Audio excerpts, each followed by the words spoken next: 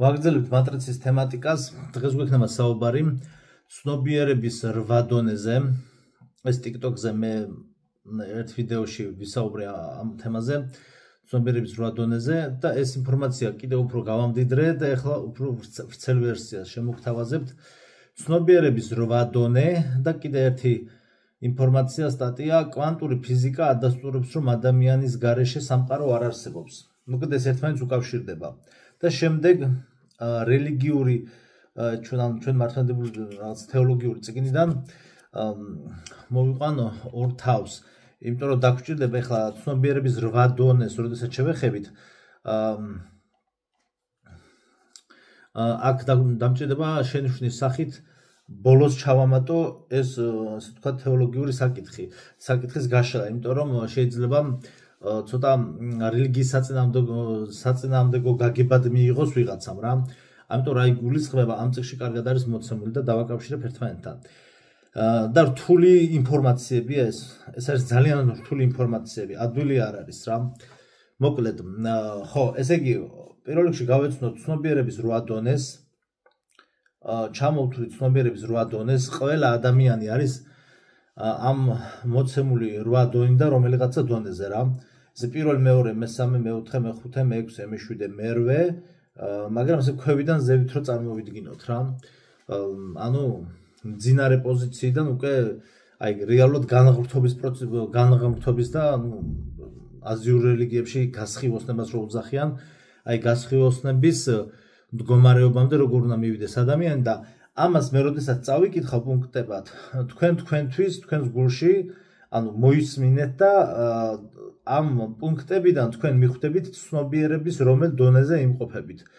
ანუ გამოღვიძების პროცესში ხართ, ნახევარმძინარე პროცესში ხართ, თუ როგორ, აი პირველი ორი დონე მძინარე და მებრძოლი, ნახევრად მებრძოლი თავისთავად მებრძოლს ნიშნავს რა. ესე იგი მძინარე და ნახევრად მძინარე. ეს არის ბოტის პოზიცია. მან ახლა ორი ვარიანტია, რომ ბოტს შეიძლება შეუცვალოს მოთამაშე ალგორითმები და ესე ვთქვათ დავალებები და ფუნქციები და მარშრუტები შეუცვალოს და ამ სახით მოხდეს მისი გამოღვიძება, მაგრამ ბოტს არ შეუძლია რომ გამოღვიძების შემდეგ გახდეს ის რეალობის შემქმნელი. ეს ორი სხვადასხვა რამეა. ანუ შეიძლება ბოტმა რაღაცა დონეზე გამოიღვიძოს, ეს ერთგვარი მოთამაშე რო ეხმარება და რეალობა შეუცვალოს, აი ეგ არის, მაგრამ მოთამაშისგან განსხვავებით ის რეალობას ვერ ქმნის რა.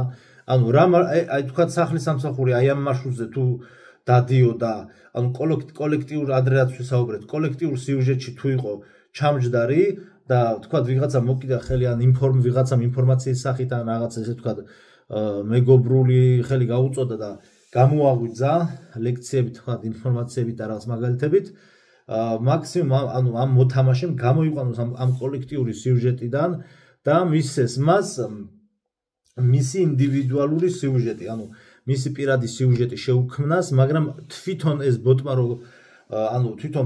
რომ თვითონ შექმნას ინდივიდუალური თავისი სიუჟეტი, ეს მას არ შეუძლია. ამიტომ რომ ფუნქციებში ეს არ უწერია რა. ისევ მოთამაშე ეხმარება ამაში. მოდი პირველში ჩამოვთვლი პუნქტებს რა. ესე იგი პირველი დონე არის, ანუ ქვევიდან ესე რომ ვთქვათ. პირველი დონე არის მძინარე, მეორე მებრძოლი ნახევრად მძინარე, მესამე მაძიებელი, პირველი ფაზის გამოღვიძებული, მეოთხე მეორე ფაზის პიროვნება, მეოთხე არის პიროვნება, აი რუსულად კარგად გამოითქმის ლიჩნას, პიროვნება მეორე ფაზის გამოღვიძებული. მეხუთე არის მოთამაშე, ანუ მესამე ფაზის გამოღვიძებული. მეხუთე ხო, მოთამაშე, მესამე ფაზის გამოღვიძებული, მეექვსე არის მაგი, უკვე მეოთხე ფაზის გამოღვიძებულია, მეშვიდე არის შემოქმედი, განმანათლებლობა და მერვე წყარო. აი რუსულში არის ისტოჩნიკა, ესეთი, ეს უკვე განმრთობის უმაღლესი ეტაპი და დონე. ანუ შეიძლება აი თქვას რომ მან ცოტა 1-2 დონის მიმატებაც შეიძლება.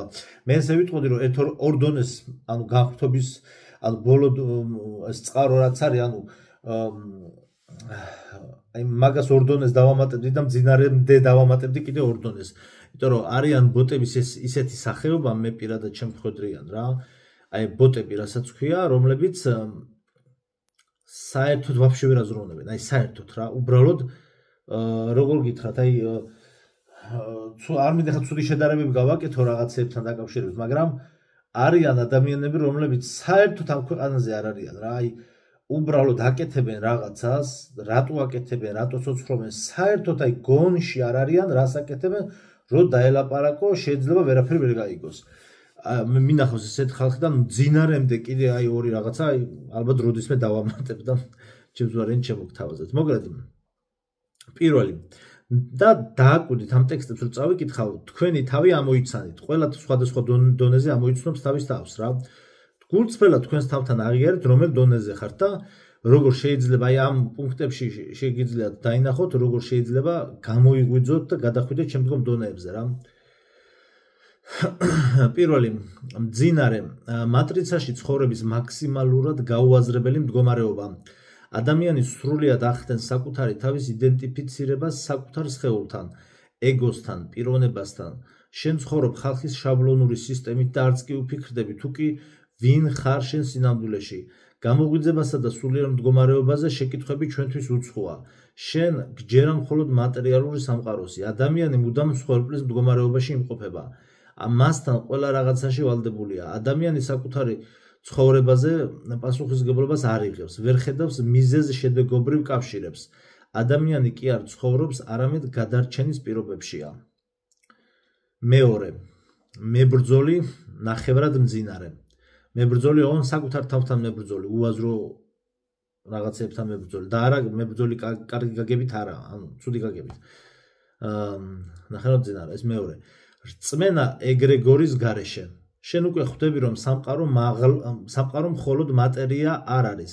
ღმერთის გრწამს, მაგრამ გგონია რომ ის სადღაც შორს არის. შენ გეუბნებიან რომ დაბადებიდან ცოდვილი ხარ და შენი გადარჩენის შესაძლებლობები უმაღლესი ძალების ხელშია. შენ ბრმად გჯერა რომ შენი გადარჩენა რელიგიურ დოგმებს შეუძლია და ვერ იაზრებ რომ სიმართლე შენშია. ანუ ეს შეიძლება ცოტა ანტირელიგიურად, ანუ ჩვენი ქრისტიანობისთვის ანტირელიგიურად გაიგოს ვიღაცამ. ამიტომ განმარტება მექნება აი ამ წიგნიდან. რას ნიშნავს ეს რომ პირველ რიგში ესე იგი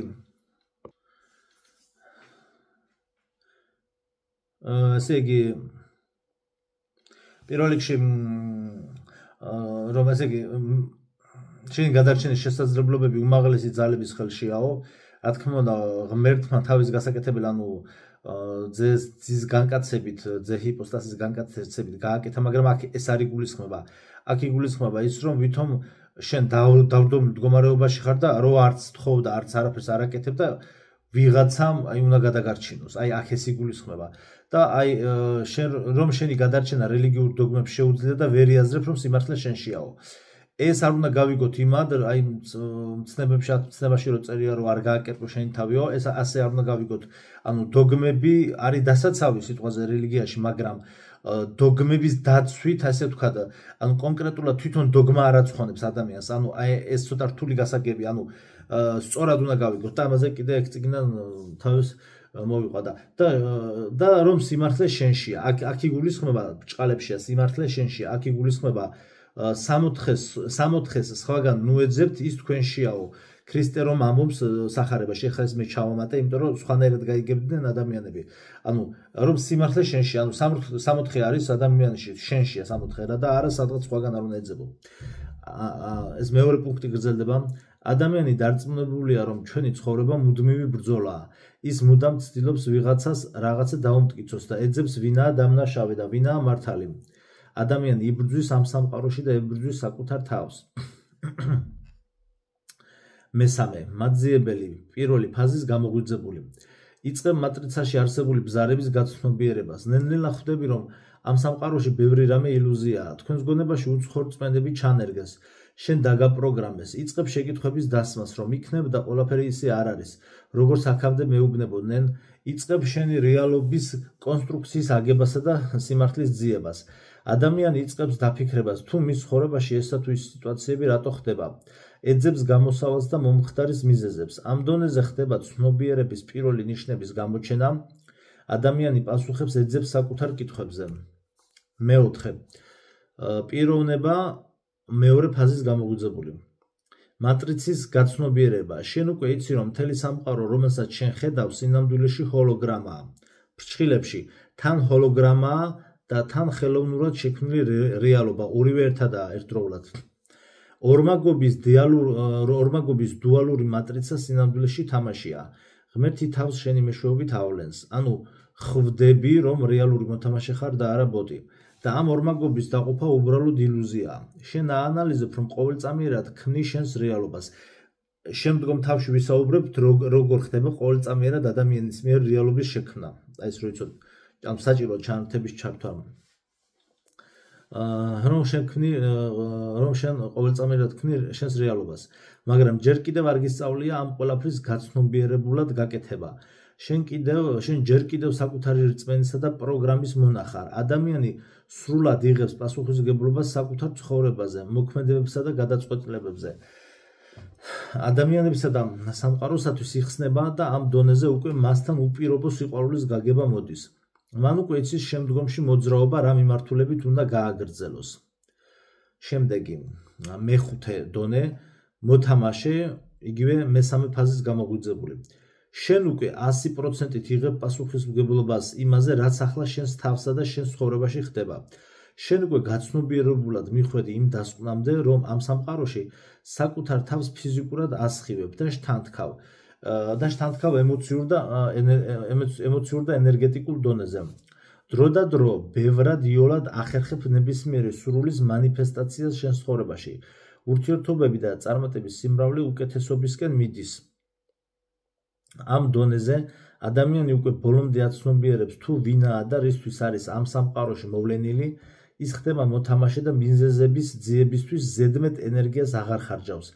ადამიანი საკუთარი განვითარებითა და თვითშემეცნებითაა დაკავებული. მას აღარ ეშინია და სამყაროს კანონების გაგებას იწყებს. შემდეგი, მეექვსე დონე, მაგი, მეოთხე ფაზის გამოგვიძებული. ცოცხალი ერთობა, არ არის ბრძოლები, არაა დაყოფა, არაა სხვისი ნება. ანუ შენ ცხოვრებაში აღარ არის სხვისი ნება. ეს ყველაფერი გაუთავებელი როლების თამაშის გაცნობიერებაა. შენ დინებაში ცხოვრობ და წყვეტ საკუთარ მეზე მიჯაჭვულობას და ყველაფერს მადლიერებითა და სიყვარულით იღებ. მაგი ადამიანი, რომელმაც გაიგო თამაშის წესები, მან გააცნობიერა, რომ ამ რეალობაზე ზემოქმედების მოხდენა შეუძლია. ამ ეტაპზე ვიზუალიზაციისა და საკუთარი ფიქრების მატერიალიზაციის უნარების გახსნა ხდება. მეშვიდე, შემოქმედი განმანათლებლობა. გონების მიღმა გასვლა. შენ აღარ გრძნობ თავს ცალკე მედ. აღარ არის ეგო, აღარაა არაფერზე მიჯაჭვულობა. შენ უბრალოდ სიყვარულში ცხოვრობ, შენ სინათლე ხარ. ამ დონეზე ადამიანი სამყაროსა და ღმერთთან მაქსიმალურად არის მიახლოვებული. უმაღლეს ძალებთან ის უკვე ინფორმაციას ზევიდან იღებს. ადამიანი საკუთარი რეალობის ცნობიერებაზე მოდის და თავის თავში ეხსნება სუპერძალები. ეს მართლა ხდება უყოდ. მერვე უკვე წყარო.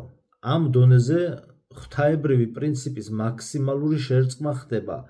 უმაღლესი მე ადამიანმა საკუთარი თავი შეიცნო, როგორც შემოქმედი, იგივე მცირე ღმერთი. როგორც ბიბლიაში აღწერილი, ანუ ადამიანები ჩვენ რეალური ადამიანები ვინც ვართ, ანუ მოთამაშეები, ჩვენ ვართ, ანუ თვითონაც რელიგიაც ესე ამბობს, რომ ჩვენ ვართ მცირე ღმერთები, ანუ მატრიცაში ჩვენ ვართ ღმერთები, ანუ შემქმნელები, ანუ რეალობის შემქმნელები და ეს რაც და როგორ ნიშნავს კიდე მას სხვა ვიდეოებში კიდე გავაგრძელებთ. ეხლა სანამ შემდგომ თავზე გადავალ, მინდა გაგაცნოთ აი ეს წიგნი, ეხლა ხალხს შევიძინე. შემდგომ ვიდეოებში სხვადასხვა ეხლა მატრიცას დასაკრავ სიაში ვართ, მაგრამ შემდგომ ვიდეოებშიც ეს არ ვიცი ხმა შეტრიალდება თუ არ, მაგრამ გაჩვენებთ.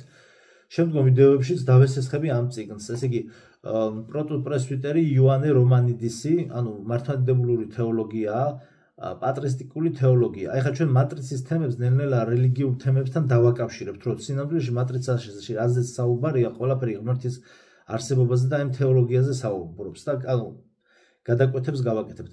პატრისტიკული თეოლოგია არის ეს გახლდათ მე ცალკე და საუნივერსიტეტო ლექციების თესალონიკის, ანუ სალონიკის, საბერძნეთში სალონიკის პროტოპრესვიტერი იოანე რომანიდისი იყო და 2004 წელს გარდაიცვალა, მე მგონი. თუ 2001 წელს, მოკლედ 2000-იანების დასაწყისში. და ჩანაწერდა, ანუ მე ვიტყვი, რომ აი ამ წიგნს უბრალოდ ნახევარიც არ წამიკითხავს ჯერ და აი შემიძლია ვთქვა, რომ პატრისტიკური თეოლოგიის გარეშე ადამიანმა შეიძლება ითქვას, რომ ანუ მართლმადიდებელმა ქრისტიანმა შეიძლება ითქვას, რომ აი რაღაცა დონეზე კატეხიზმო რაც იცის, შეიძლება ითქვას, რომ თითქმის არაფერი არ იცის ქრისტიანობის შესახებ. აი ამ წიგნმა საერთოდ აი ცოდნის საერთოდ სხვა ლეველზე ამიყვანა რა. საერთოდ სხვანაირად შევხედე უკვე ყველაფერს რა, აი თეოლოგიურ საკითხებში. და ეხლა აქ ორი თაგვი უნდა მოვიყვანო და მე შეიძლება ცალკე ვისაუბრო კიდე ამ წიგნზე რა. სასწაულე საეკლესიო მაღაზიებში იყიდება. 2024 წელს არის გამოცემული. აი ესე გამოიყურება ეს წიგნი ხალხო.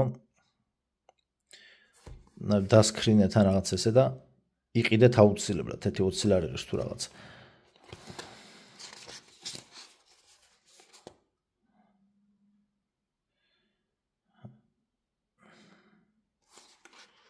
აი ესე ძალიან მაგარი რამეა. სასწაული წიგნია. ეს უნდა იყოს ყველა ქრისტიანის ოჯახში რა. ეხლა წავიკითხოთ. აი, გაიცადეთ. ჩვენ ახლა ეს ჩანართი უნდა გავაკეთოთ, ესე იგი აქ არის და წავიკითხო, ან ტექსტი, ანუ ამ კონტექსტიდან გამომდინარე წავიკითხავ ჯერ მეხუთე თავს მართლმადიდებლობის სოციალური მიზანი და მე მეოთხე თავს რა არის მართლმადიდებლობა. აი ამ დოგმატები რომ ვერ გაცხონებსო, აი ეს რო გავიგოთ ამიტომ რა. ანუ თეოლოგიური და დაჟე ამ მატრიცის თემების რაღაცა საბაზისო ცოდნა უნდა გქონდეს ადამიანს, რომ ეს ყველაფერი გაიგოს, თორე ძალიან რთულია. მართლმადიდებლობის სოციალური მიზანი. თითო ფურცელია. რაც შეეხება საკითხის სოციალურ მხარეს, ადამიანი, რომელიც ამა თუ იმ საზოგადოების წევრია, უნდა იქცეოდეს როგორც ჯანმრთელი სოციალური ერთეულიც. როდესაც ამგვარი პიროვნების სულის გონისმიერი მოქმედების კურნება განსრულდება, თვით ეს კურნება მას თავისთავად აქცევს სოციალურ, ესე იგი სულიერად ჯანმრთელ ადამიანად, რომელიც მზადაა სოციალურად იმოქმედოს ყველანაირ სფეროში. განკურნებული ადამიანი საიდუმლოდ იკურთხება ექიმად, მათთვის ვინც ჯერ არ განკურნებულა, რადგან მართლმადიდებლობად წოდებული სამკურნალო მეცნიერება სხვა მეცნიერებებისგან იმით განსხვავდება, რომ განკურნებული თავისთავად ხდება მკურნალიც. საკუთარ თავზე თერაპიული მეცნიერების გამოყენება სხვათა განკურნების საწინდარიც ხდება. შესაბამისად, განკურნებული ადამიანი არ მოიაზრება სულიერი შვილების მასზე სულიერად დამოკიდებული სხვა ადამიანების გარეშე, რომელთაც მოძღვრავს და უკვე მათ მიუძღვის განკურნებისკენ. ადრეულ ეკლესიაში ასე ოფიციალურად და კონკრეტულად არ არსებობდა მკურნალი, რადგან თითოეული ქრისტიანი იყო მკურნალი. მაშინდელი ეკლესიის მისიონერობა არ გავდა დღევანდელი მართლმადიდებელი ეკლესიის მისიონერობას, რომელიც მდგომარეობს ჩვენი დახვეწილი დოგმატებისა და ღვთისმსახურებითი ტრადიციის პროპაგანდაში. თითქოს გასაყიდად გატანილ პროდუქტებზე იყო საუბარი. მაგალითად, ვამბობთ, ნახეთ ხალხო, ჩვენ ყველაზე მშვენიერი დოგმატები, ღვთისმსახურება, გალობები და შესამოსლები გვაქვს. როგორი მშვენიერია მეუფის ბისონი და ასე შემდეგ. ვცდილობთ, რომ თვალი მოვუჭრათ საეპისკოპოსო კვერთხებით, ანაფორებით, სკუფიებით, რა თქმა უნდა, ასეთ მისიონერულ საქმიანობას გარკვეული აზრი და წარმატება აქვს, მაგრამ ასეთი არ იყო ადრეული ეკლესიის ჭეშმარიტი მისიონერული სულისკვეთება. დღევანდელი მისიონერობა უმეტესწილად მდგომარეობს შემდეგში: წარმართ ადამიანებს ვანათლებთ და ვაქცევთ მართლმადიდებელ ქრისტიანებად ისე, რომ არ ვცდილობთ მათ განკურნებას. ამ გზით მათ უწინდელ მრწამს ვცვლით ახალი მრწამსით, ამ ადამიანებს ერთი წარმართობის სანაცვლოდ ვთავაზობთ მეორეს. განარა განსხვავება ამ სახით გამოვლენილ და მოცემულ მართლმადიდებლობასა და წარმართობას შორის, კვლავაც ამ მიდგომით რით განსხვავდება მართლმადიდებლობა კერძო თაყვანისმცემლობისგან, როდესაც იგი ისეთ ქრისტიანობად ვლინდება, რომელიც არ კურნავს, მიუხედავად იმისა, რომ მისი მთავარი საქმე არის კურნება. აი ეს არის ძალიან ღრმა აზრი ქრისტიანობის და აქ არის საუბარი ამაზე და ესე იგი საუბარი იმაზე, რომ ქრისტიანობა არის მაკურნებელი მეცნიერება და თუ ის მაკურნებელი როგორც მაკურნებელი მეცნიერება ამას ესე არ გამოიყენებდა ესე ესე არ იქნება შენთვის მაკვირდებელი ქრისტიანობა, მაშინ შენთვის ეს არაფრის მომტანი არ არის. ანუ ხვდებით აი ამაზე აქ საუბარ და ძალიან ღრმა იდეებია აქ ჩადებული რა. დასავლეთის ქრისტიანებსაც, ესე იგი ერეტიკოსებსაც აქვთ დოგმატები, რომლებიც ერთი შეხედვით გარეგნულად დიდად არ განსხვავდებიან მართლმადიდებლური დოგმატებისგან. აქ იცის ამან რა თქმა უნდა მნიშვნელობა ძალიან დიდი როა იქ წმინდა სამების დოგმატი, აქ ამაზე არ არის საუბარი, რომ უმნიშვნელოვანესი აქ ამას არავინ არ ესე ვთქვათ არ აბათილებს და არ ანეიტრალებს რა და აქ სხვა რამეზეა საუბარი რა. გარეგნულად არ განსხვავდებიან მართლმადიდებლური დოგმატებისგან. დასავლეთის და აღმოსავლეთის ქრისტიანობა შორის ისეთი აშკარა განსხვავება არ შეინიშნება, როგორც მართლმადიდებლურ და კერძთაყვანისმცემლურ სწავლებებს შორის. ამგვარად, რა კი მართლმადიდებლური დოგმატები ერთი შეხედვით დიდად არ სხვაობენ ჰეტეროდოქსი ქრისტიანების მოძღვრებისაგან და ვინაიდან მართლმადიდებლურ დოგმატურ სწავლებას, როგორც იგი დღეს ისწავლება ელადაში, ანუ საბერძნეთში, კავშირი არ აქვს თერაპიულ ხელოვნებასთან, მაშინ რით განსხვავდება მართლმადიდებლური გარდამოცემა ჰეტეროდოქსების ტრადიციისგან? არამართლმადიდებელს რატომ უნდა სწამდეს მართლმადიდებლობის და არა სხვა ქრისტიანული მრწამსის? რამე თუ ორივე მათგანი გვევლინება არა მეცნიერებად, კურნებისკენ მიმავალ გზად, არამედ წარმართობად? ჩვენ დღეს ვსაუბრობთ ადამიანის მსოფლმხედველობის მრწამსის ცხოვრებისეული ხედვის შეცვლაზე და ამას მივიჩნევთ სინანულად, მეტანია, ანუ ბერძნულად მეტანია. ესე იგი დღევანდელ მართლმადიდებლობაში სინანული იგივდება მხოლოდ ქრისტეს მიღებასთან. ვიწყდარებ ქრისტეს და რა კი ვაღიარებ, მივდივარ ეკლესიაში, ძვანთებ სამთელს, ვხდებით კარგი ადამიანები, თუ კი მცირეწლოვნები ვართ, დავდივართ საკვირაო სკოლაშიც. აქ შენიშვნა რა არის საკვირაო სკოლა? ტო კატეხიტიკო, ესაა რელიგიური დაწესებულება, სადაც ბავშვებს ასწავლიან ქრისტიანული რწმენის საფუძვლებს. ეს ავტორის შენიშვნა. მოდიში ანუ წიგნის რედაქტორის შენიშვნა რა. დავდივართ საკვირაო სკოლაშიც, ხოლო თუ ზრდასრულები ვართ, მაშინ თავს ვიყრით ამა თუ იმ რელიგიურ ღონისძიებაზე და გვგონია რომ ცხოვრობთ სინანულით, ანუ ვართ მონანული. როდესაც ცხოვრებაში ცუდ ჩავდივართ, გამოვხატავთ ერთგვარ სინანულს, შემდგომ ვითხოვთ შენდობას და ამას ვეძახით სინანულს. ეს არაა სინანული, არამედ უბრალოდ გაცნობიერება. ეს არის აი ამ ხახნო მომკვეთა რასაც ვქი, არა ჩვენ რო გონია რომ დავდივართ ეკლესიაში სიტყვაზე მიდიხარ აღსარებას აბარებ, ეს არ არის სინანული. სინანული აი რატომ იყო წმინდა მამების სინანული, საერთოდ სხვა დონე, სხვა ლეველი, სხვა რამე, აი სხვა ესე ვთქვათ მდგომარეობა. ანუ ეს აი აქ უკვე მივხვდი, ანუ შენ როდესაც აღსარებას აბარებ და ეს არ არის სინანული, ანუ კი ის განცდა გააქვს ის სინანულის და აღარ გინდა გაიმეორო, მაგრამ რეალური სინანული არის საერთოდ სხვა რამე. ეს არის გაცნობიერება, აღიარება და გაცნობიერება. აღიარება და გაცნობიერება, შემოbrunება სინანულის დასაწყისია. ადამიანის სული ასეთი უბრალო მოქცევით არ იწმინდება. სული ვნებებისგან რომ განიწმინდოს, უნდა გვქონდეს ღმერთის შიში და ნამდვილი სინანული, რომელიც იწყება განწმენდის საფეხურით და სრული იქმნება საღამრთო განათლებით, ანუ ადამიანის გონების გაბრწყინებით სულიწმინდის მადლით. ამრიგად, თუ კი მართლმადიდებლები არ იყენებენ ამ თერაპიულ მეცნიერებას, მაშინ რით განსხვავდებიან არამართლმადიდებლებისგან? დოგმატით და რა უნდა მოუხერხონ მართლმადიდებლურ დოგმატს, როდესაც მას არ იყენებენ სულის განსაკურნებლად. დოგმატი მათ ვერანაირ სარგებელს ვერ მოუტანს. ანუ თუ შენ სულის განსაკურნებლად არ იყენებ დოგმატს, შენ ეს დოგმატი საგანგებელს ვერ მოგიტანს. ანუ უნდა დაიცვა რა თქმა უნდა, მაგრამ ამაზეა საუბარი. საეკლესიო გამოცემულობა ახალი ივერიონი. ძალიან მაგარი წიგნია. ეხლა გადავიდეთ მეოთხე თავზე, რა არის მართლმადიდებლობა. უნდა შეიძინოთ კონტექსტი რომ გაიგოთ, უნდა შეიძინოთ მთლიანი წიგნი. გაჩვენეთ წადით იყიდეთ აუცილებლად, სანამ არის რა არის მართლმადიდებლობა. ამ გადასავლურების პროცესზე საპასუხო რეაქციას ავლენენ მართლმადიდებლები, მართლმადიდებლური კულტურა, მაგრამ რა არის მართლმადიდებლური კულტურა? არის თუ არა იგი დასავლურის მსგავსი? არა. მართლმადიდებლობა კულტურა როდია, თუნდაც ტოინბი კულტურულად სახელდებდეს. რატომ? იმიტომ რომ იგი არის მეცნიერება და მეტადრე მკურნალი მეცნიერება. თანახმად დღევანდელი კრიტერიუმებისა, არათუ კულტურა, მართლმადიდებლობა პოლიტიკური ან და სოციალური სისტემა როდია, რადგან იგი ეხება ადამიანის პიროვნულ მდგომარეობას. სულის ცხონებას. მართლმადიდებლობა ეფუძნება შემდეგ ორ ფაქტს.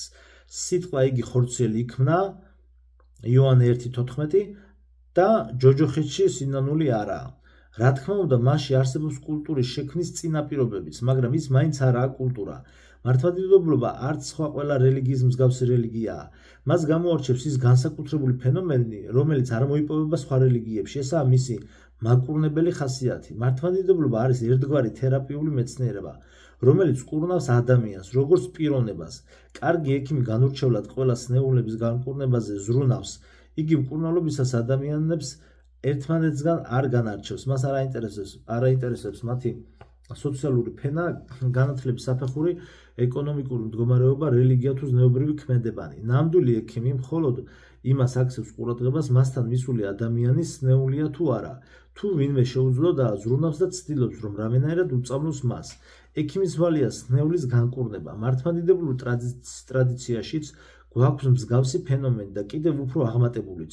სწორედ ამ აღმატებულობით, ანუ ბრჭყალებში აღმატებულობით ვლინდება ჩვენი საპასუხო რეაქცია. ღმერთს უყვარს არა მხოლოდ წმინდანები, არამედ უკლებლივ ყველა ადამიანი. ცოდვილები, წარწმენდილები, თვით ეშმაკიც. მას სურს მათი გადარჩენა და განკურნება.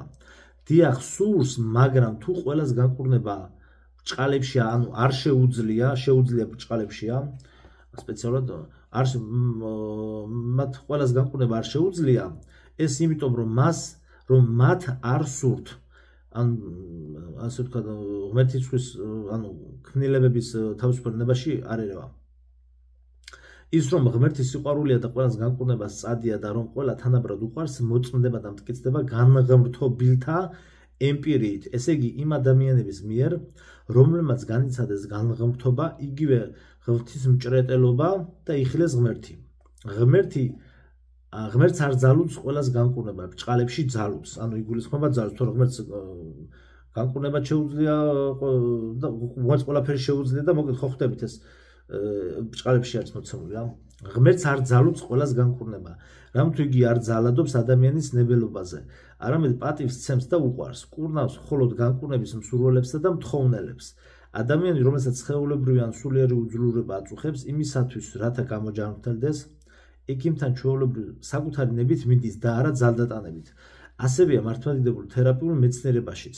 ადამიანი ეკლესიაში თავისი ნებით იძულებისა და შევიწროების გარეშე თავისუფლად უნდა მივიდეს და მოიძიოს ისეთი პიროვნებები, რომლებსაც აქვთ სულიერი განათლება, გამოცდილება და ფლობენ მართლმადიდებლური გარდამოცემის თერაპიულ მეთოდს. სწორედ მათ მიმართ უნდა იქონიონ მორჩილება, რათა განიკურნონ. აი ამის წაკითხვა მინდოდა აქ. შემდგომ ვიდეოებშიც აუცილებლად გამოვიყენებ ამ წიგნს, რა სხვადასხვა თავებს. ეხლა კვანტური ფიზიკა ადასტურებს, რომ ადამიანის გარშე სამყარო არ არსებობს და აქაც პატარა შესაქმნის ისტორიიდან, შესაქმნის პირველი თავებიდან ჩანართს გავაკეთებ სამყაროს შექმნასთან დაკავშირებით, უნდა გავავლოთ პარალელი. მოდი ჯერ წავიკითხავ და მე შუაში რა შენიშვნაც მინდა რომ გავაკეთო. მე გავაკეთებ იმ ჩანართს რა. კვანტური ფიზიკა ადასტურებს, რომ ადამიანის გარშე სამყარო არ არსებობს. ანუ აქ საუბარია დამკვირვებელზე, ადრეს ვისაუბრეთ ჩვენ, როდესაც დამკვირვებელი არ არის, აი ქუჩაში თუ დამკვირვებელი არ არის, აი ქუჩაში არაფერი არ არსებობს. ანუ ამ ყველაფერს ქმნის ადამიანის დაკვირვება და ადამიანის გრძნობელობითი ორგანოები. დამკვირვებელი და კარგად მოусმინეთ რაზე არის საუბარი. ეს არის ძალიან რთული ინფორმაცია. დამკვირვებლის გარეშე რეალობა ვერ იარსებებს. მოდით აგიხსნით კვანტური ფიზიკის კონცეფციას დამკვირვებელსა და დასაკვირვებელი ობიექტის შესახებ. ძალიან ბევრ ადამიანში არსებობს გაუგებრობები ამ თემაზე და ამ საუბრის შემდეგ თქვენთვის ყველაფერი გასაგები იქნება. როდესაც ჩვენს გარშემო მყოფ სამყაროს ვაკვირდებით, ჩვენ გვგონია, რომ სამყარო ჩვენგან დამოუკიდებლად არსებობს. იარსებებს თუ არა ხალხი მიუხედავად ამისა, იქნება ოკეანეები, ხეები, მთები და ასე შემდეგ და ეს ყველაფერი ობიექტური რეალობაა, რომელიც ადამიანის მონაწილეობისგან დამოუკიდებლად არსებობს. ასეა ხომ? ანუ ესეთი წარმოდგენა არსებობს, რომ ადამიანის დამოუკიდებლად არსებობს ეს ყველაფერი ოკეანეები, ანუ მიდის ცხოვრება იქ თუ ჩვეულებრივად. წინამძღოლში სხვანაირად არის. მაგრამ შეხედე. თუ კი ჩვენ სამყაროს ადამიანის ორგანიზმს მოვაშორებთ, მისი რეცეპტორებით, მისი ნერვული სისტემით, გრძნობითი ორგანოებითა და ცნობიერებით, მაშინ რაღა დარჩება? არ დარჩება არც ყვავლები, არც ხმები, არც გემოები, არც სურნელი. იმიტომ რომ ეს არის აღქმითი გამოცდილება, რომელსაც სტიმულზე დაფუძნებული ჩვენი ტვინი ქმნის. ფოთლის მწვანე ფერი ფოთლის თვისება არ არის. ეს არის ჩვენი ტვინის ელექტრომაგნიტური სპექტრის ინტერპრეტაციული ველი. ნებისმიერი ბგერები, ხმაური და ასე შემდეგ. ესენი არ არიან ხმები, რომელიც თავისთავად არსებობენ. ანუ ობიექტური რეალობა რო არ არსებობს, ამაზე საუბარი. სინამდვილეში ეს არის ჰაერის რხევები, ვიბრაციები, რომელსაც მერე ტვინი ხმებად გარდაქმნის. ვინ ამუშავებს ამას? ტვინი. ვინ აკეთებს ამას? ადამიანი. გრძნობითი ორგანოებისა და დამკვირვებლის გარეშე პლანეტა ქაოტურ ველად გადაიქცეოდა, შედგენილი სუფთა ინფორმაციით, ფორმისა და სტრუქტურების გარეშე, ტემპერატურის გარეშე, გემოს გარეშე და ამ ყველაფრის გარეშე, რაც ჩვენ ვიცით. მოდი აქ კი ჩავთვალოთ კვანტური ფიზიკა. კვანტური ფიზიკა ამბობს, რომ ყველა შესაძლებლობა არსებობს ერთდროულად სუპერპოზიციის მდგომარეობაში. რას ნიშნავს სუპერპოზიციის მდგომარეობა?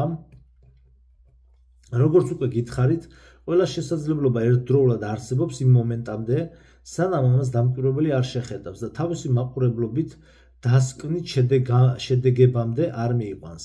ანუ ყველაფერი ერთდროულად არსებობს, როგორც პოტენციალები, იგივე ლოგოსები, პოტენციალი და ალბათობა. შეიძლება ითქვას, რომ დამკვირვებლის გარეშე კონკრეტული რამ არ არსებობს, არამედ მხოლოდ რაიმე ყოფნის შესაძლებლობა არსებობს. ხვდებით, რასაც გეუბნებით? გამოდის, რომ დამკვირვებლისა და დაკვირვების აქტის წყალობით ამ უსასრულო რაოდენობის შესაძლებლობებიდან წარმოიქმნება მხოლოდ ერთი კონკრეტული რეალობა. გამოდის, რომ დამკვირვებელი არა მხოლოდ აფიქსირებს ამ რეალობას, არამედ ის ასევე ქმნის მას. იმიტომ რომ ჩვენი ნერვული სისტემაა საჭირო იმისათვის, რომ ამ რეალობამ თავისთავად იარსებოს. ანუ აქ საუბარია, წინა ვიდეოებში ჩვენ ვისაუბრეთ, რომ თუ ტყეში დაეცა ხე, წაიქცა და დაეცა, ხმას გამოსცემს თუ არა, ანუ ხმა გამოიცემა თუ არა. თუ იქ ადამიანი თუ არ არის, იქ თუ დამკვირვებელი არ არის და ადამიანი არ არის რა. კამერებზე და იმაზე არ არის ლაპარაკი, იქ დაყენებული კამერებზე, აქ არის საუბარი, თუ დამკვირვებელი არ არის, ცოცხლად ადამიანი. მაგაზე პასუხი არის უკვე დადასტურებულად, უკვე მეცნიერულად აი ეს ლაზერით რაღაც ისინი რო ჩაატარეს. ექსპერიმენტი რო ჩაატარეს, მე მგონი ვისაუბრე. რომ დამკვირვებლის გარეშე ხე არათუ ხმას არ გამოსცემს, აი როდესაც ეცემა ტყეში, არამედ დაჟე არც კი ეცემა. პირდაპირ როდესაც დამკვირვებელი მიდის, ანუ ეს პროცესი არ ხდება. ანუ არც დაცემა ხდება და არც ხმის გამოცემა ხდება, იმიტომ რომ დამოუკიდებლად ეს რეალობა არ არსებობს. სანამ შენ არ მიხვალ და შენ არ შეესწრები ამ ფაქტს. ანუ და როდესაც იმ მომენტში ადამიანი გაივლის და თქვა წაქცეული ხე დახვდება, ეს ნიშნავს იმას, რომ ესე იგი ხე იყო მდგომარე პოზიციაში და პირდაპირ გადავიდა მწოლიარე პოზიციაში. ანუ ერთმა ადამიანმა გაიარა თქვა 2 დღით ადრე და ხე იდგა, მერე დამკვირვებელი არ იყო, ანუ მე რასაც ვყვები, ფანტასტიკაა, აი ზღაპარია, მე მესმის, მაგრამ უკვე ეს დადასტურებული ფაქტია. მეც ამჯერ რასაც ვლაპარაკობ, მაგრამ უკვე დამტკიცებული და დადასტურებული ფაქტია. და როდესაც უკვე მეორე 2 დღის მერე ვთქვა და ტყეში იმავე ბილგზე ადამიანმა მეორე სხვა ადამიანმა გაიარა და ხე წაქცეული დახვდა, გამხმარი იყო თუ რის გამოც, ეს ნიშნავს, რომ ეს ანუ ადამიანს დამოუკიდებლად ამ ესე ვთქვათ სურათს, ამ კარწინკას რა, თავისი ანუ აქ მოქმედებები, ესე ვთქვათ, ობიექტური რეალობის ეს მოქმედებები თავისთავად არ არსებობს და არ მომხდარა აქ, ანუ ეს წაქცევის პროცესი, ეს მოქმედება არ მომხდარა, ეს აქტი, დაცემის აქტი არ მომხდარა, არც დაცემის აქტი მომხდარა და არც ხმის გამოცემის აქტი არ მომხდარა, იმიტომ რომ იმისათვის რომ ეს ხმა თუ ადამიანმა არ აღიქვა, ეს ხმა მაშინ ესე დამოუკიდებლად არ არსებობს. არსებობს ამ ხმის გამოცემის შესაძლებლობა უბრალოდ.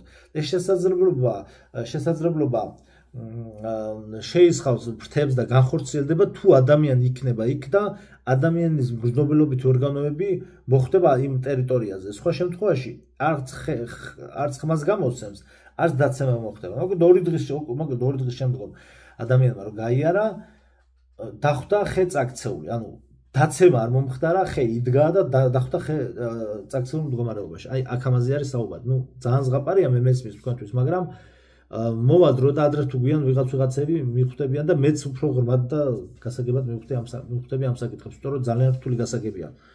იმიტომ რომ ეს სამყაროს აღქმას საერთოდ ცვლის რა აყირავებს მთლიანად.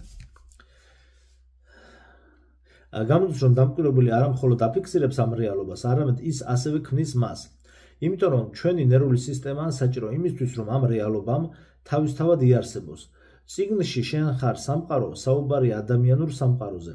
ის სამყარო, რომელსაც ჩვენ აღვიქვამთ, ეს ადამიანური სამყაროა და თუ რატომ ამას წავიკითხავთ ციტატას წიგნიდან. ადამიანური ნერვული სისტემის გარეშე ვერ იარსებებდა ვერც შუქი, ვერც ხმა, არც ყვავილი, არც ტემპერატურა, არც სურნელი. ყველაფერი იმიდან გამომდინარე, რასაც ჩვენ სამყაროს ვეძახით, ვერ იარსებებდა, იქნებოდა მხოლოდ კვანტური დუღილი იქნებოდა, ენერგია და სუფთა პოტენციალი. აქ უკვე ციტატის დასასრული. და მეგობრებო, ეს ლამაზი მეტაფორა ან კიდევ მშვენიერი სიტყვები კი არაა წიგნიდან, ეს იმის ნამდვილად პირდაპირ ახსნაა, რაც უკვე მეცნიერულად დასტურდება. დროის მეცნიერება ადასტურებს, რომ რეალობა თავისი ჩვეული ფორმით მხოლოდ აღქმის მეშვეობით არსებობს. ანუ ჩვენს რეჟიმში, ფორმაში ნიშნავს ფორმას, რომელსაც ჩვენ ხალხი ამ რეალობას ვიცნობთ და არსებობს, მხოლოდ მაშინ, როდესაც ადამიანი მას აღიქვამს. ცნობიერების გარეშე ობიექტური, ფიქსირებული სურათის სამყარო არ არსებობს. დამკვირვებელი უბრალოდ ვალდებულია ეს ველური პოტენციალი გამოხატულო რეალობად გარდაქმნას. ჩვენ არასდროს არ ყოფილვართ ჩვენი რეალობის პასიური დამკვირვებელი. ჩვენ სამყაროს აქტიური შემქმნელები ვართ და მონაწილეობას ვიღებთ მის შექმნაში. ყოველ წამს სამყარო ჩვენი აღქმით იქმნება. აი ხა ჩანართს გავაკეთებ, რაზე არის საუბარი. უფრო გასაგებად რომ მივხვდეთ და ეს რაღაცა მაგიას არ ყვები და სინამდვილეში ბიბლია ზუსტად ამაზე საუბრობს. აი ძალიან მოკლედ მოვყვები, ძველი აღთქმის ლექციები YouTube-ზე თქვენითაც მოიძიეთ ძველი აღთქმის შესაქმის შესახებ YouTube-ზე და უფრო სწრაფად იქ გაიცნობთ კიდე, მაგრამ აქ დგას ესეთი საკითხი, რომ ესე იგი თეოლოგიაში, ესე იგი ალექსანდრიული და ანტიოქიური სკოლის წარმომადგენლები, ძმები, ძალიან დიდი წმინდანები, ესე იგი მართლმადიდებლობის ბურჯები, წმინდა ბასილი დიდი და წმინდა გრიგოლ ნოსელი. ანუ წმინდა ბასილი დიდმა დაწერა ესეთი, ანუ არის გამოცემული წიგნი არის. წმინდა ბასილი დიდის ჰომილიები 6 დღეთათვის, ანუ წმინდა ბასილი დიდი ყვება და განმარტავს შესაქმის ისტორიას, თუ როგორ შეიქმნა ღმერთმა სამყარო 6 დღეში. მე-7 დღეს დაისვენა. და აქ არის ძალიან ჩაშლილი ეს თემა, ანუ როგორ შექმნა ღმერთმა სამყარო 6 დღეში. ანუ წმინდა ბასილი დიდის ძმა იყო, ჩვეულებრივი ხორციელი ძმა იყო გრიგოლ ნოსელი. წმინდა გრიგოლ ნოსელი და წმინდა გრიგოლ ნოსელი ამბობს, რომ და ეს ორივე აზრი მართლმადიდებლობაში შეწყნარებულია და ორივე ერთად ფუნქციონირებს. წმინდა გრიგოლ ნოსელი ამბობს, რომ თუ ღმერთი ყოვლის შემძლეა, მას არ დაჭირდებოდა 6 დღე, როგორც ესეთი ჩვენი გაგებით ეს 6 დღე და დროის ეს თქვა ქრონომეტრაჟი და ის თუ შექმნიდა სამყაროს, მაშინ ის შექმნიდა მყისიერად. შესაბამისად, წმინდა გრიგოლ ნოსელი ამბობს, რომ ღმერთმა სამყარო შექმნა მყისიერად, ეგრევე და მას 6 დღე არ დაჭირებია სამყაროს შესაქმნელად. ანუ მაშინ ხა ადამიანი დასვავს შეკითხვას, მაშინ თუ ეხა ორივე წმინდანია და ერთმანეთს აზრებს ეწინააღმდეგება, მაშინ რატო არის ეკლესიის მიერ შეწყნარებული ეს აზრი? სინამდვილეში ეს ორი აზრი ერთმანეთს არ ეწინააღმდეგება. ანუ წმინდა ბასილი დიდი ამბობს, რომ ღმერთმა 6 დღეში რო შექმნა, იქ საერთოდ სხვა პროცესები, სხვა რამე იგულისხმება და როდესაც წმინდა გრიგოლ ნოსელი ამბობს, რომ ღმერთმა სამყარო ეგრევე შექმნა, ანუ ესეც სწორია და ესეც სწორია. ანუ აქ უბრალოდ წმინდა გრიგოლ ნოსელი ამბობს აქ იმას, რომ ღმერთმა შექმნა დასაბამი და შექმნა ლოგოსები, აი პოტენციალები, აი აქ რაზეც არის საუბარი, აი პოტენციალები, ლოგოსები და როდესაც ეს ლოგოსები, ანუ ჯერ ნახეთ აი განსხვავება რა არის, აი ადამიანი როგორც მცირე ღმერთი და ღმერთი რომელიც არაფრისგან ქმნის მატერიას, დროს, სივრცეს და ასე შემდგომ, ხო ყველაფერს, ანუ თუ კი რაიმე არსებობს. ანუ ღმერთი ამას არაფრობისგან ქმნის ყველაფერს და აი ამ შექმნილ პოტენციალებს უკვე და ამ ლოგოსები ქვია ამას რელიგიაში, აი ამ ლოგოსებს უკვე ადამიანი როგორც მცირე ღმერთი, როდესაც გარეთ გადიხარ და შენ უკვე თქვა იმ ტერიტორიაზე, სადაც ადამიანი არ არის, სადაც მთებში მიდიხარ, ხო? შენ აი ამ ლოგოსების ანუ ამ ნაწილაკების გადაწყობა ხდება წამიერად, სხვანაირად, აი საერთოდ სხვანაირად ხდება გადაწყობა. წინა ვიდეოებში მე მგონი ვისაუბრე, მატრიცის ვიდეოებში აყევით და იქ ვისაუბრე დეტალებში და ყველა ინფორმაცია ხა ზეპირად აღარ მახსოვს, ამიტომ ამას რო წავიკითხავ ხოლმე, მე ძირითადად ვიმახსოვრებ და მე ვივიწყებ, რომ გონება გავწმინდო. და როგორ ხდება აი ესე იგი თვითონ ბალახი მცენარე ყველაფერი უკვე სხვა მდგომარეობაში გადადის, ესე იგი ვიბრაციების ტერმინოლოგიურად აღარ მახსოვს, ამიტომ ნახეთ ის ვიდეო. ესე იგი ტალღურ მდგომარეობაშია და მე სხვანაირად გადადის და მოგეთ აი სამყარო იქნება, ეხა აღარ ჩავთავ, აი ფილმი რო არის ზეკ სნაიდერის სამართლიანობის ლიგა რო გამოვიდა, ზეკ სნაიდერის ვერსია უყოდ. იქ როდესაც ფლეშის სცენა რო არის, გენიალური სცენა, როდესაც დროს უკან გადაახვევს, აი ფლეშის მამაკაც რომელიც სწრაფად დარბის და თითქოს და დროს უკან რო გადაახვევს და რო გარბის ესე და როდესაც გარბის და ფეხქვეშ მიწა გამოეცალავა, აი ქართული ნათქვამი რო არის, პირიქით რო არის, როდესაც გარბის და დრო და სივრცე არაფერი რო არ არსებობს და აი ფეხს სანამ დაადგას ამ დროს ფეხს მიწა არსად ჰაერში გარბის რა და სანამ ფეხს დაადგავს ეს ნაწილაკები იკვრება და მყარდება და მე უკვე რაღაც ასფალტზე ადგავს ფეხს, მე მეორე ნაბიჯს მესამეს და აი რო გარბის თითქოს დროს აბრუნებს და ყველაფერის ნაწილაკები ერთდება და იქმნება სამყარო თავიდან. აი დაახლოებით ეგეთი პროცესი მიდის, აი ჩათვალეთ რომ ადამიანები ჩვენ ვართ ფლეშები, აი წარმოიდგინეთ რომ როდესაც ანუ ღმერთმა შექმნა ლოგოსები, ანუ იმიტომ იყო რომ ჯერ ღმერთმა შექმნა ლოგოსები და აი წმინდა ბასილ დიდის იმაში ეთანხმება თავის ძმას გრიგოლ ნოსელი რომ აი როდესაც ეს ლოგოსები შექმნა, ამ ლოგოსების და ელემენტების შეერთებას დაჭირდა 6 დღე, ანუ ეს უკვე ჩაეშვა პროცესში და შემდგომი 6 დღის განმავლობაში მოხდა გამოვლენა ამ ელემენტების შეერთებით, ანუ იდეები რაც დაიბადა, სტიქიები შეიქმნა და მოკიდე ძველი აღთქმის ისინი ნახეთ YouTube-ზე ლექციები და იქ კარგად არის ახსნელი. რამდენიმე ადამიანს კარგად აქვს ახსნელი და თეოლოგებს რა, ჩვენ მართლმადიდებელი თეოლოგებს და აი ზუსტად ეგ არის რომ როდეს ანუ ეს ლოგოსები ანუ აი აქ როგორც ვთქვით რაღაც გაყინულ მდგომარეობაშია, შესაძლებლობები არსებობს და შენ როდესაც გადიხარ იქმნება ერთი კონკრეტული რეალობა. ამიტომ შეიძლება ითქვას რომ ყველა ადამიანი, რეალური ადამიანი ვინც არის და ვინც არის მოთამაშე მატრიცაში, ყველა ადამიანს აქვს თავისი საკუთარი მულტივერსი. ანუ სულ ყველასთვის საინტერესო არის პარალელური სამყაროების შესახებ საკითხი, თემა. ეს არის ყველასთვის საინტერესო. მე პირადად მივედი ამ დასკვნამდე, რომ პარალელური სამყაროები ნიშნავს მულტივერსებს, ანუ მულტივერსებს და რეალურად ყველა რეალურ მოთამაშე ადამიანს მატრიცაში ყველას აქვს თავისი მულტივერსი. აი დანარჩენი ბოტებს არ აქვს თავიანთი მულტივერსი, იმათ ერთი მულტივერსი აქვს, მარტო ამას კოლექტიური სიუჟეტი ქვია, მადაც ვიდეოში მაქვს ნასაუბრები, რას ნიშნავს კოლექტიური სიუჟეტი. ანუ მატრიცა უქმნის კოლექტიურს. თუ შენს პირად სიუჟეტს არ შექმნი ამ ცხოვრებაში, მაშინ მატრიცა შეგიქმნის კოლექტიურ სიუჟეტს და შეგტენის სადღაც და გამუშავებს ზაუდკრავად, ესე მთელი დღე დაღამე და ანუ შენ პირად რეალობა არ გექნება რა. აქ ამაზეა საუბარი. ხა იმაზე არ არის ლაპარაკი რომ მუშაობა გრეხია და აქ არის საუბარი იმაზე რომ შენ ხარ სისტემის ნაწილი და არ შეგიძლია დამოუკიდებლად არაფრის კეთება. მარტო მთელი ცხოვრება უნდა გაატარო მარტო სამსახურში. ეტაპობრივად უნდა იმუშავა ადამიანმა ხან იქ, ხან აქ, ხან საჯაროში, ხან პირად სამსახურში, ხან სახელოსნოში, ხან პირად შეკვეთებზე 1000 რაღაცას, მაგრამ ეს შენს ხელში უნდა იყოს ხელსაწყო, ანუ შენ ეს უნდა გამოიყენო ისე როგორც შენ გინდა და არა ის რომ შენ ვერაფერს ვერ დააღწიო თავი. აი რაღაცას რომ თავს ვერ აღწევ, ესე იგი შენ ხარ კოლექტიურ სიუჟეტში ჩამჯდარი. ანუ არსებობს კოლექტიურ სიუჟეტი და ინდივიდუალური სიუჟეტი და ამაზე საუბარი, მაგათ კოლექტიურ სიუჟეტს ცალკე მულტივერსი აქვს რა. და ეგ ერთია ცალკე და დანარჩენი ყველა ადამიანს აქვს ცალკე მულტივერსები. ანუ შესაბამისად, აი ეს არის ზუსტად პარალელური სამყაროები რა. და აქ ძალიან ბევრს ვისაუბრებთ, ძალიან ბევრი თემა არის. რატო ხდება მე რომ სიტყვაზე ვიღაც ადამიანებთან გადაკვეთა აღარ გიწევს, ნაწილი ვისაუბრებ, მე მგონი კიდე ვისაუბრებ დანარჩენს.